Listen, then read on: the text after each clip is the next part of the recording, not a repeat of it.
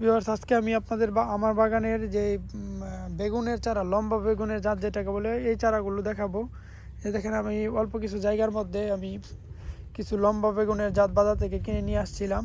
তো কেনার পরে এগুলো আমি রোপণ করে দিয়েছি। রোপণ করার পর বেশ কিছুদিন আপনার পানি দিয়ে পরিচর্যা করতে হয়, কারণ দেখা যায় একটা গাছ যখন এক জায়গা থেকে অন্য জায়গায় লাগাবেন তখন ওটা মানে পুষ্টি পায় না পরিপূর্ণ। সেজন্য পানি দিলে আপনার মাটি থেকে আপনার খাদ্য শোষণ করতে পারে। তো আমি প্রত্যেকটা গাছের গোড়ায় এভাবে পানি দিয়ে দিছি, দেখতে পাচ্ছেন চারাগুলো আস্তে আস্তে বড় হচ্ছে।